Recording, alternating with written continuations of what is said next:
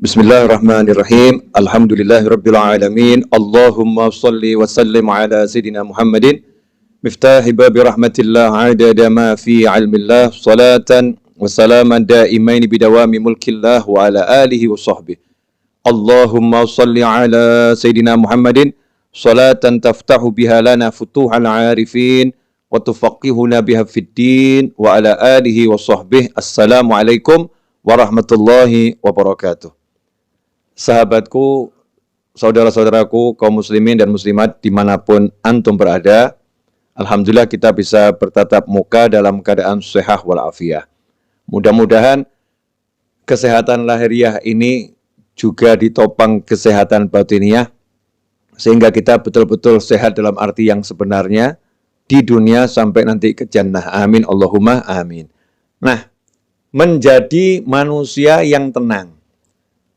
Pertanyaannya, kalau nggak jadi manusia yang tenang, mau jadi manusia yang seperti apa?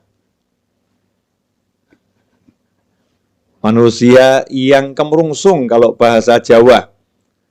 Kemerungsung itu dalam bahasa Arabnya al-ajalah. Al-ajalah itu bukan tergesa-gesa. Walaupun salah satu arti al-ajalah adalah ketergesa-gesaan. Ketergesa-gesaan itu hanya salah satu wujud karena orang tidak tenang. Maka dikatakan dalam sebuah riwayat, at-ta'anni minallah wal ajalah minasyaitan, atau kama qala sallallahu. Bersikap tenang itu adalah berasal dari Allah. Wal ajalah, dan bersikap tidak tenang, lawannya at-ta'anni tadi, bersikap tidak tenang adalah dari setan. Karena itu kalau kita pengen jadi manusia yang hidupnya itu selalu dalam naungan Allah Ta'ala, pertolongan Allah Ta'ala, rahmatnya Allah Ta'ala, maka kita harus bisa menjadi manusia yang tenang. Nah, caranya bagaimana? Ini yang akan kita bahas bersama. Insya Allah, doakan saya dikasih ilmu yang manfaat, sehingga antum bisa mendengarkan, dapat ilmu yang manfaat, dan manfaatnya berkelanjutan sampai ke jannah. Amin, Allahumma amin. Walaupun pertemuan kita sesaat, pertemuannya enggak lama, mudah-mudahan manfaatnya selama-lamanya. Amin. Kenapa kita jadi tidak tenang? Jawabannya adalah karena kita merasa terancam. Terancam jabatannya, jadi enggak tenang. Terancam batas waktu pengerjaan tugasnya, jadi enggak tenang. Terancam batas waktu membayar hutang, sudah tiba waktunya, duitnya belum ada, jadi enggak tenang. Ya, semua keterancaman itu membuat kita jadi enggak tenang. Kenapa kita jadi enggak tenang ketika terancam? Karena kita bergantung pada sandaran yang tidak boleh dijadikan sandaran.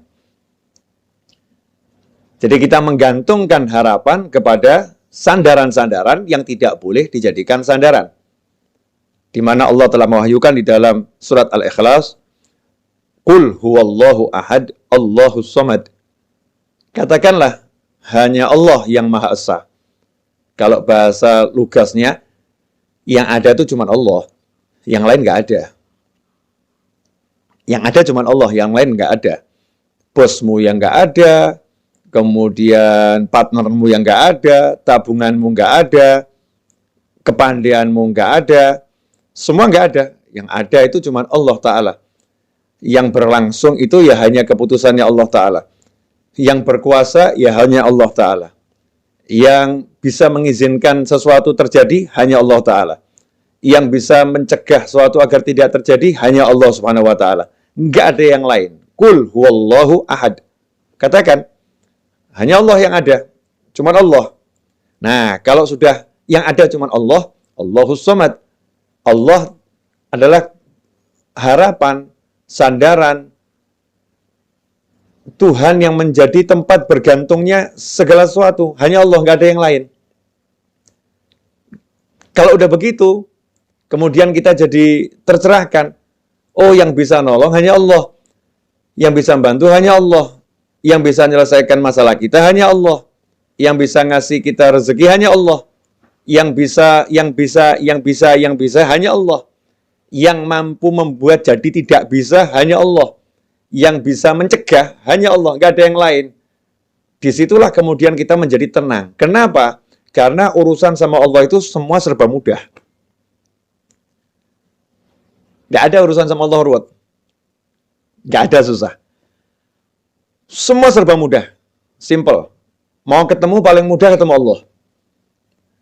Mau ketemu Habib Novel, susah. Ya mesti atur jadwal harinya.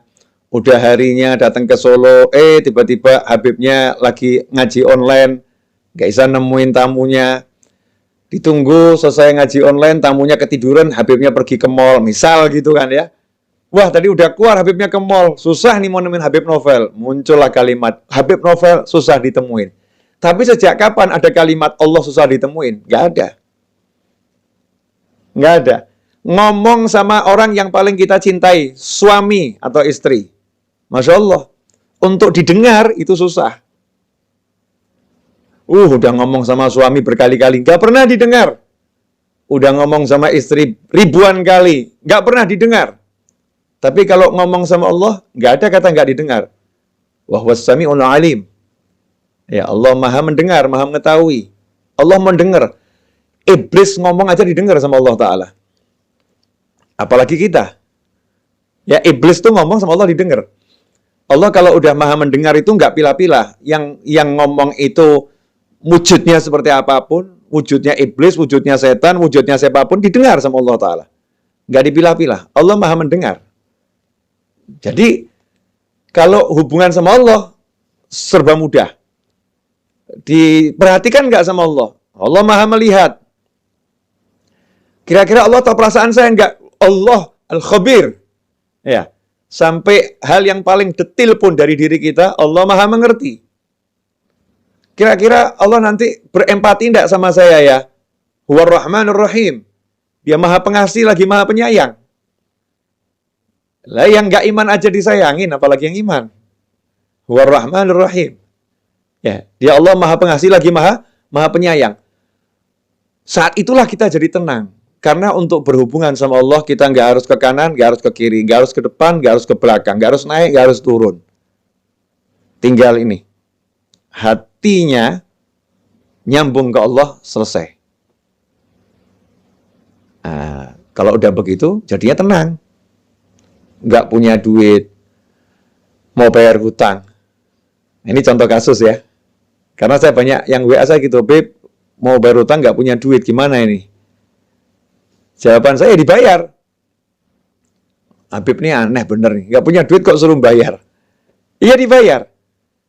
Bayar hutang ini kan ada prosesnya. Proses nomor 1, jangan pernah percaya sama siapapun yang mengatakan kamu mampu bayar hutang. Enggak. Katakanlah kepada siapapun, saya tidak mampu membayar hutang saya. Yang mampu bayar hutang saya hanya Allah Ta'ala, tapi saya akan bayar hutang saya. Tugas saya adalah berniat membayar hutang. Yang nanti membuat saya mampu bayar hanya Allah, nggak ada yang lain. Jangan pernah percaya tabunganmu mampu untuk bayar hutangmu.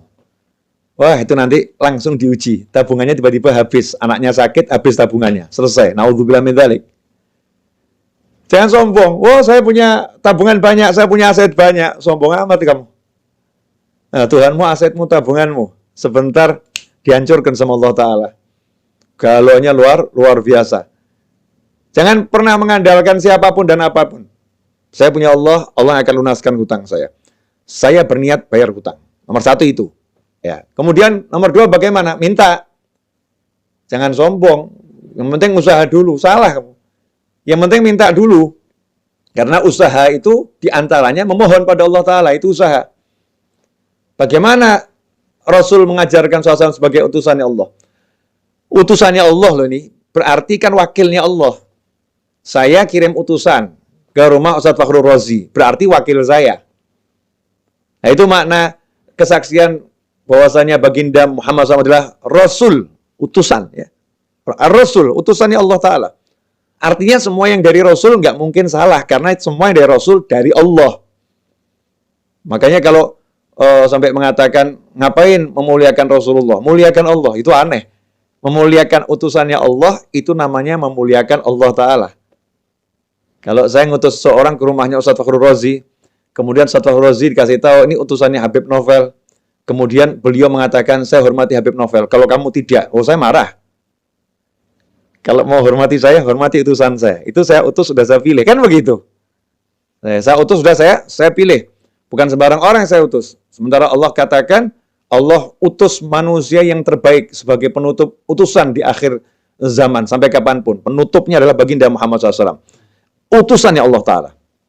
Diberi utusan yang the best buat kita semua. Nah, bagaimana kita memperlakukan utusan Allah ini, SAW?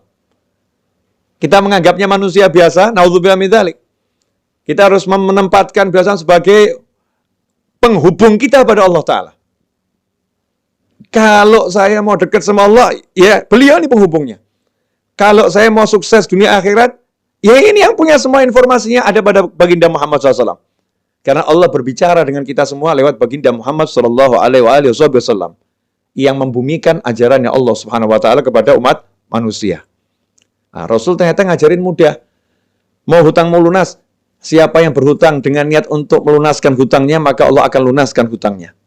Siapa berhutang dengan niat untuk tidak melunaskan hutangnya, maka Allah akan hancurkan hartanya. Kama qala sallallahu. Ngeri.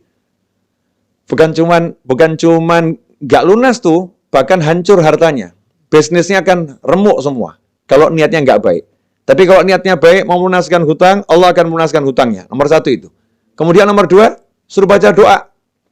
Banyak sekali doa dan amalan dari Nabi Muhammad SAW. Ada yang menjadi amalan dibaca tiap pagi. Ada yang dibaca tiap selesai sholat. Amalkan semua itu. Yang amalan pagi hari diamalkan untuk pelunas hutang. Amalan selesai sholat diamalkan untuk pelunas hutang. Ya, kemudian apa lagi? Melunaskan hutang orang lain. Maksudnya kalau kita punya piutang nih, ya kita jadi manusia yang juga baik sama orang-orang yang nggak bisa bayar. Dah, kamu saya lunaskan. Walaupun kita masih punya hutang banyak ini. Tapi ini orang-orang susah semua, nggak bisa bayar. Kita lunaskan. Nah, nanti kalau kita udah begitu, ini tahap level awal dasar udah kita jalankan, maka rahmat udah datang tuh. Rahmati qaribum minal muhsinin. Rahmatku dekat dengan orang-orang yang suka berbuat kebajikan, orang-orang ihsan. Nah, tahap berikutnya mulai usaha. Ini tadi ya semua kan satu paket ya, jangan dipilah-pilah. Jangan dikasih jarak 2 tahun kemudian baru usaha, bukan loh ya. Bukan urutan waktu 2 tahun kemudian 3 tahun, enggak. Segera langsung, usaha. Ini usaha saya untuk melunaskan hutang saya dengan izin Allah Ta'ala. Nah, nanti Allah akan apa? Walladzina jahadu fina lanahdiyanahum subulana wa innallaha lama'al muhsinin. Janjinya Allah Ta'ala, walladzina jahadu fina, dan barang siapa sungguh-sungguh menempuh jalan kami, salah satunya ini, sungguh-sungguh menempuh jalannya Allah Ta'ala dalam melunaskan hutang. Itu kan ya, salah satu contoh. Walladzina jahadu fina lanahdiyanahum subulana, maka kami akan tunjukkan, kami bimbing. Kalimatnya itu lanahdiyanahum, dengan lam taukid, nun taukid. Kami sungguh akan bimbing dia menempuh jalan kami. Enggak suruh jalan sendiri. Allah enggak cuma kasih jalan, ini jalannya terus jalan sendiri, enggak. Jadi kalau hidayah itu selalu dengan bimbingan. Guide, al-hadi. Selalu bimbing, enggak ditinggalkan. Dibimbing untuk menempuh bukan satu jalan, jalan-jalannya Allah Ta'ala. Sehingga orang yang sudah menerapkan syariatnya Nabi Muhammad SAW tidak akan pernah kehilangan ide, tidak akan pernah kehabisan cara, tidak akan pernah kehabisan jalan, karena Allah bukan bimbing dia satu jalan, Allah akan bukakan miliaran jalan. Nih. Nah kalau begitu ya tenang saja. Lawang dikasih tahu sama Allah solusinya segitu banyak kok. Masa nggak tenang? Bleng. Nah yang ada kan sekarang gimana? Pusing. Mata gelap. Nggak ada solusi. Gimana ini? Mentok. Taunya cuma satu jalan. Jalannya apa? Cari duit. Lupa sama yang ngasih duit. Yaitu Allah Subhanahu wa Ta'ala. Nah ini tenang ini kalau kita mau kembali pada Allah Subhanahu wa Ta'ala. Kalau kita nggak mau kembali sama Allah, nggak bakal tenang. Apapun yang kita andalkan akan buat kita susah. Apapun yang kita harapkan akan membuat kita menjadi galau, resah. Tapi kalau kita kembali pada Allah Ta'ala, bersandar sama Allah Ta'ala, maka selesai masalah. Contoh, ini contoh bersandar sama Allah. Kita masih ingat betul dalam hadis disebutkan, ada 3 orang berteduh di dalam sebuah gua. Ya, sebuah gua di sebuah bukit. Saat berteduh, tiba-tiba ada batu yang jatuh dari atas gunung itu, menutup persis di mulut gua. Tanpa celah. Ketiga orang di dalamnya tidak bisa keluar. Batunya besar. Ya, naluri manusia berusaha menggeser batu. 3 lelaki perkasa menggeser batu yang besar. Gotong royong bertiga itu dorong. Batunya nggak gerak. Orangnya yang terpental. Tuh, ya, orangnya yang gerak, batunya nggak. Kenapa seperti itu? Karena batunya terlampau besar. Apa yang dilakukan? Apakah bersandar pada kekuatannya? Apakah bersandar pada tenaganya? Itu yang menyelesaikan masalah? Apa kemudian berharap ada orang nanti yang bawa traktor buka menyingkirin batunya, itu menyelesaikan masalah? Enggak. Yang diajarkan oleh Nabi Muhammad SAW saat itu adalah langsung kembali kepada Allah Ta'ala. Udah jangan mikir manusia lagi. Udah kayak gitu kok mikir manusia. Ya siapa tahu ya nanti ada manusia di luar nolong saya. Siapa tahu ada, siapa tahu ada. Ya yang pasti ada kan Allah. Kalau yang lain kan nggak ada. Lah ngapain mikirin yang nggak ada nggak dipikirin. Kan bodohnya kita luar biasa. Nah, kan Allah ada. Selalu ada. La ilaha illallah Muhammadur Rasulullah SAW. Maka saat itulah yang satu mulai ngomong. Ini hadisnya kan panjang tuh ya. Saya ambil poin singkatnya saja. Ya Allah, saya pernah ya mencintai seorang wanita. Cinta luar biasa. Dia saya ajak zina. Selalu menolak. Suatu ketika akhirnya dia butuh duit, dia mau. Nah, ketika dia sudah mau saya ajak zina, uang udah saya serahkan karena dia butuh duit tadi untuk kepentingan keluarganya yang mendesak. Tapi dia ini orang yang baik, terus dia bilang sama saya gitu, takutlah sama Allah. Akhirnya saya tinggalkan dia, uangnya nggak saya ambil, dia saya tinggalkan karena saya takut sama kamu ya Allah. Kalau ini ikhlas karena kamu ya Allah, tolong ya beri kami jalan keluar dari masalah ini. Yang terjadi apa? Batu yang gede bergeser tanpa ada yang geser. Cuman belum cukup. Karena Allah ingin mengajarkan kepada yang lain. Ini kan masalah berjamaah. Masa yang dikasih solusi cuma satu orang, yang lain enggak. Maka yang lain disuruh juga, ayo kalian gimana? Yang satu, saya ini sama ibu saya, ya cerita yang cukup populer nih hadis ini. Yang satu saya sama karyawan saya. Akhirnya berkat tiga-tiga ini minta tolong sama Allah dengan ya tawassul pada amalan yang dipersembahkan untuk Allah Ta'ala. Hasilnya apa? Tergeser batu itu, selesai. Jadi sebetulnya mudah ya nyelesain masalah itu. Ngerayu Allah. Ya suruh ngerayu Allah aja kok nggak bisa ngerayu suaminya, Masya Allah. Sampai nangis-nangis. Ya nangis, ngerayu suaminya. Nggak dikasih. Tolong yang beliin handphone yang. Udah nangis nggak dikasih. Sakit itu. Ngerayu istrinya. Ayo yang pindah rumah gitu ya. Di rumah orang tua saya, ikut orang tua saya. Suaminya yang ngerayu istrinya, sampai nangis. Istrinya tambah marah-marah. Pintar ngerayunya, gagal juga. Ya sakit hati. Nah, ini kalau kita merayu Allah Subhanahu wa Ta'ala, Masya Allah, merayu Allah itu mudah. Allah itu dirayu dengan oleh hambanya itu senang gitu. Karena Allah maha mencintai. Ya Allah maha mencintai. Jika kalau ada yang merayu Allah, Allah senang. Ya tinggal kita bermanja-manja sama Allah Subhanahu wa Ta'ala. Ya Allah, wah cari duit susah ya Allah. Ini kata orang-orang cari duit susah ya Allah. Tapi kalau carinya dari kamu nggak pernah susah kan ya Allah. Ya, please ya Allah, ini saya lagi mau jualan barang nih ya Allah. Cuman hasilnya nggak banyak ya Allah. Saya mau jualan kamera, hasilnya paling 8 juta ya Allah. Cuman saya minta rezekinya 1 miliar ya Allah. Malaikat ketahuan, ini manusia yang pinter ini. Yang lain ngomong sama dia, ini orang ngelamun. Jual barang 8 juta kok minta rezeki 1 miliar. Ini orang ngelamun ini. Ini kata manusia yang ngelamun. Malaikat bilang, ini orang pinter ini. Karena dia mintanya sama Allah, bukan sama kamera yang mau dia jual. Dia mintanya sama Allah Subhanahu wa Ta'ala. Subhanallah. Tiba-tiba kameranya nggak laku, duitnya datang banyak. Dus. Ya, tiba-tiba. Nah, dari mana itu? Wa may yattaqillaha yaj'al lahu makhrajan wa yarzuqhu min haitsu la yahtasib.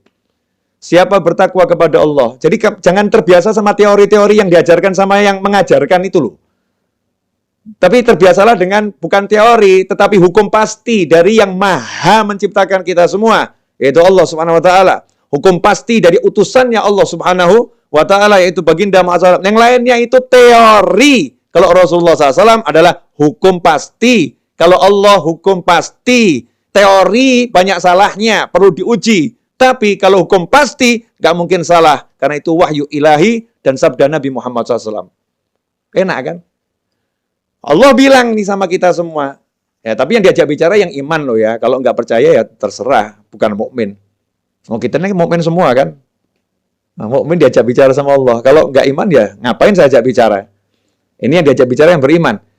Wa may yattaqillaha, kalau udah bicara iman jangan pakai akal. Ini akal nih suka membuat orang yang beriman jadi rusak imannya. Iman itu yang membedakan antara mukmin sama orang yang nggak mukmin. Yang nggak mukmin pakai akal saja. Tapi kalau yang mukmin nggak butuh akal dia. Aku percaya sama Allah kok. Nah gimana? Ya urusannya Allah. Aku percaya sama Allah, selesai. Itu mukmin. Walaupun orang yang beriman akalnya dipakai untuk menambah keimanannya. Ya, untuk memperkuat keimanannya, untuk menyampaikan kepada orang lain agar bisa menjadi beriman pula. Tetapi ketika dia beriman, dia nggak butuh akal gitu. Dia cukup membutuhkan hatinya yang meyakini Allah Subhanahu wa Ta'ala. Subhanallah. Wa may yattaqillaha. Allah yang bilang nih. Dan barang siapa yang bertakwa kepada Allah. Takwa itu gampang kok. Saya bilang takwa itu susah. Walaupun kita kan takwanya masih ya begini begitu, tapi takwa itu gampang. Simple. Yang diperintah jalankan, yang dilarang tinggalkan. Selesai toh? Kayak gini loh, kayak gini. Wah, zaman sekarang ini mau ke mall aja susah nih. Mesti punya aplikasi Peduli Lindungi. Mesti harus sudah divaksin. Mau ke mall aja susah. Nggak susah toh ya? Ya jalankan saja peraturannya. Kalau kamu sudah vaksin, punya aplikasi Peduli Lindungi, kamu ke mall, mudah, nggak susah. Kan gitu. Nah, begitu pula dalam kehidupan kita dengan Allah Ta'ala. Simple. Kamu laksanakan perintah Allah, kamu jauhi larangan Allah, Allah laksanakan janjinya kepadamu. Wa may yattaqillaha, apa yang didapatkan? Yaj'al lahu makhraja. Hal yang paling ruwet dalam hidup manusia itu kalau jalan buntu. Betul ya? Jalan buntu. Ngelamar anaknya orang, ditolak, jalan buntu. Pusing dia. Ngelamar kerjaan di kantor, jalan buntu, pusing dia. Ya, mau bayar hutang, nggak ada duit, jalan buntu, pusing dia. Maka janjinya Allah Ta'ala buat yang percaya sama Allah, yang mau ikuti aturannya Allah Ta'ala, wa may yattaqillaha, siapa takwa sama Allah, apa yang Allah janjikan nomor 1? Yaj'al lahu makhraja. Don't worry. Jangan khawatir. Ojo wedi. Jangan takut kamu. Ya, jangan takut. Kenapa? Yaj'al lahu makhraja. Dia Allah akan selalu. Oh, ini harus digaris bawah ini. Dia Allah akan selalu. Yaj'al lahu. Memberikan kepada dia yang bertakwa pada Allah Ta'ala makhraja. Jalan keluar. Batu nutupin segede apapun, orangnya bertakwa, Allah kasih jalan keluar. Kehidupan dunia sengeri apapun, orangnya bertakwa, Allah kasih jalan keluar. Makanya buat orang yang bertakwa, tenang. Yang lain heboh, ini gimana, ini bagaimana. Tenang dia. Nanti saya akan diberi solusi sama Allah. Nanti saya akan diberi solusi sama Allah. Yang lain nanya, lah solusinya bagaimana? Solusinya apa? Ya kan nanti Allah yang kasih. Ngapain saya pikir sekarang? Yang ngasih Allah kok saya yang mikir? Tuh, seperti Nabi Musa alaihissalam. Nabi Musa sama Bani Israel ketemu lautan yang luas. Umatnya bingung waktu itu. Gimana depan lautan, belakang Fir'aun ngejar. Nabi Musa santai. Ya. Kalla inna ma'ya rabbi sayahdin. Kalla. Sungguh nggak mungkin kita celaka. Inna ma'ya rabbi. Allah bersamaku. Sayahdin. Nanti Allah akan beri saya petunjuk. Nanti Allah akan beri saya petunjuk. Hasilnya apa? Dikasih sama Allah solusi. Jalan keluar. Jalan keluarnya bagaimana prosesnya? Simple. Nggak ribet. Nggak cari pasukan. Nggak cari relawan, nggak cari tambahan manusia untuk bantu perjuangan, nggak cari A sampai Z, ya memakai yang sudah ada di tangan, yang ada di tangan Nabi Musa AS, nggak jauh-jauh loh. Ya udah tongkatmu pukulkan ke laut. Solusi yang nggak masuk akal manusia. Laut terbelah, Nabi Musa dan pengikutnya selamat, Fir'aun tenggelam dan binasa. Diabadikan sampai akhir zaman dan sepanjang masa. Selesai masalah. Ya ja'allahu makhraja. Selalu diberi solusi oleh Allah Ta'ala. Selalu diberi jalan keluar oleh Allah Ta'ala. Gak cukup itu. Plus, wa yarzuqhu min haitsu la yahtasib. Dan Allah akan selalu beri dia rezeki yang gak pernah bisa diperhitungkan oleh dia ataupun yang lain. La yahtasib. Jadi orang yang dekat sama orang bertakwa ini kalau kalkulasi rezekinya pasti pusing. Udah lah, gak mungkin ketemu. Mau pakai jurus model apapun. Kok bisa ya? Kok bisa? Nanti kok bisa itu? Karena Allah suka ngasih surprise sama hambanya yang bertakwa. Surprise. Surprise. Allah ngasih kejutan. Nih. Sampai kita bingung nih. Bertubi-tubi dikasih rezeki sama Allah Ta'ala. Min haitsu la yahtasib. Dari arah yang gak pernah bisa dia perkirakan. Dia sehebat apapun punya ilmu apa tuh Mas Eto, kalau untuk memprediksi namanya apa itu?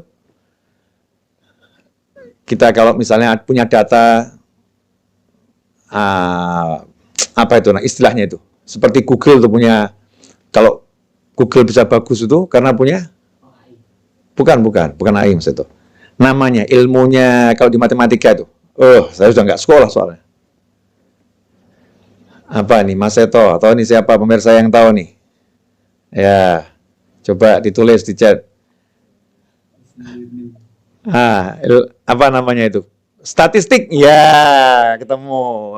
Nanya sama kalian gak dijawab, udah nanya sama langit. Statistik gitu. Ilmu statistik.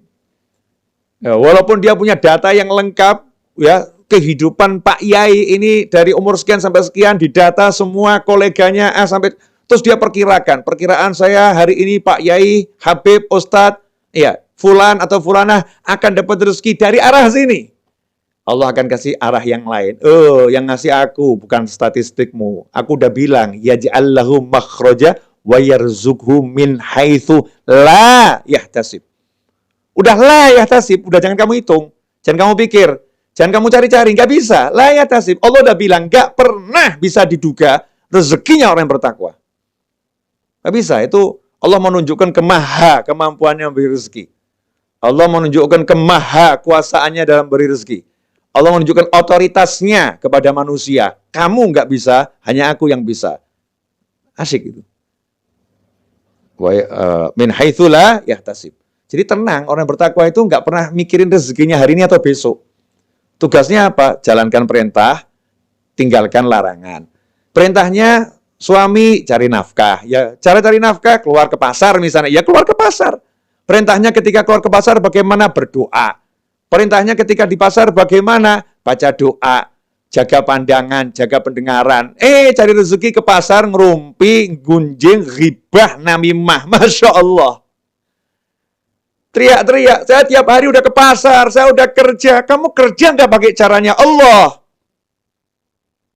Bagaimana kamu dapat rezeki yang surprise? Makanya rezeki kamu ya hitung-hitungan tadi. Pusing kepalanya. Ya, pusing kepalanya. Ikhwani rahimakumullah.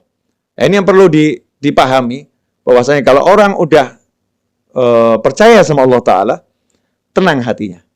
Dia nggak akan pilih cara-cara yang lain. Mau pakar A sampai Z yang nggak ngurus, yang dia urus caranya Allah, cara Rasulullah SAW. Nah, nanti termasuk caranya Rasulullah, itu caranya ulama. Ya bagaimana pendapat para ulama, bagaimana petunjuk para ulama, hidupnya hanya begitu. Hidup ini singkat kok, mohon maaf loh ya. 60-70 tahun tuh rata-rata umur kita. Hidup sampai 60-70 tahun kok cuman dibuat mikir cari duit, itu kan bodohnya kita luar biasa. Duit tuh nggak usah dicari ya, pasti datang kok. Tapi ya usaha. Nah, usaha itu doa, ya, usaha itu pergi ke pasar, kan gitu. Tapi jangan mikir cari duit, jangan. Habis energi. Ya, sayang. Mikir cari solusi. Nah, ini juga kebodohan kita. Solusi kok dipikir. Solusi itu diberi. Yang beri siapa? Ya ja'allahu makhraja, yang beri Allah, yang ngasih masalah Allah, yang beri solusi Allah. Selesai. Loh, cara mintanya sama Allah bagaimana? Ya, cara mintanya takwa, gampang. Jalankan perintah, jauhi larangan. Selesai. Jadi sekarang sukanya yang aneh-aneh, suka hidup ruwet, mumet, pusing, ya, pakai cara-cara yang nggak benar, cara yang nggak beres, cara yang benar yang beres nggak dijalankan, yang nggak beres dijalankan, yang beres nggak dijalankan. Ini menyebabkan kita hidup dalam ketidaktenangan. Maka untuk menjadi manusia yang tenang, kita harus betul-betul Qul huwallahu ahad, Allahus somad. Nah, insyaallah 30 menit saya berbicara ini barokah, ya, manfaat. Kendati seperti yang tadi saya sampaikan, singkat, ya, mudah-mudahan manfaat. Dan sampai nanti jannah manfaatnya nggak berhenti. Terus, ya, terus nyambung manfaatnya.